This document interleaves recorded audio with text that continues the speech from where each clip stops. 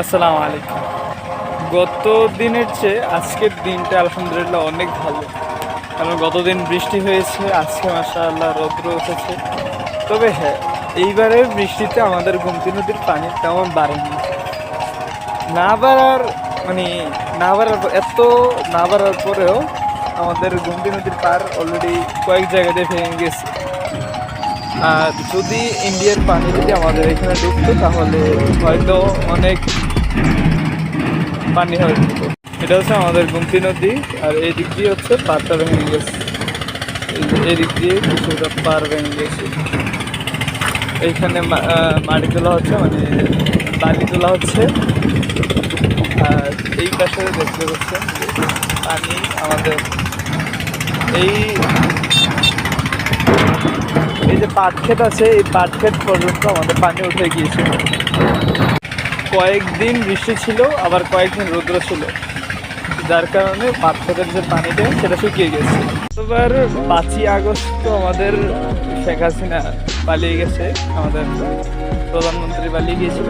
প্রধানমন্ত্রী পালানোর পর আগস্ট এবং সেপ্টেম্বর মাসে আমাদের এই পানি গোমতীর বেরি যে বাঁধটা ওইটা মানে পুরো ভেঙে যাওয়ার উপক্রম ছিল। আমাদের গোমতী নদীর পাড়ে আবার কিছু ব্যবসায়ী মাটি কেটে সেটা বিক্রি করতো, তো তাদেরকে সতর্কবার্তা হিসাবে এই সাইনবোর্ডটি টাঙিয়ে দেওয়া হয়েছিল। এরপরেও জানি না তারা কি মাটি কেটেছিল নাকি না। তবে হ্যাঁ, এইবার ইন্ডিয়ার বর্ডার পানি না আসার ফলে আমাদের অনেক উপকারী হয়েছে। যদি ইন্ডিয়ার বর্ডার পানি এবার আসতো তাহলে হয়তো আবারও আমাদের অনেক পরিবার বন্যার কবলে পড়তে হতো।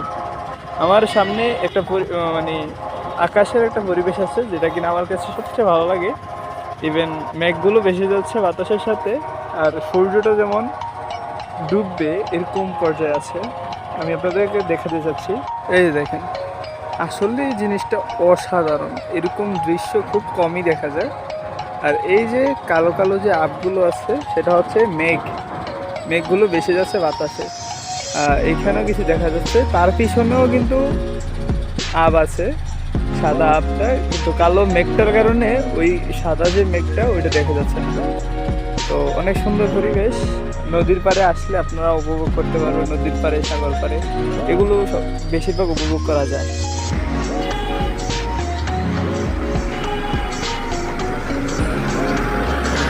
আজকের ভিডিওটি এই পর্যন্তই। পরবর্তীতে আরও ভিডিও পেতে হলে আমার চ্যানেলটি অবশ্যই সাবস্ক্রাইব করবেন। ইনশাআল্লাহ বিজনেস আপনাদের সাথে পরবর্তী ভিডিওতে দেখা হবে।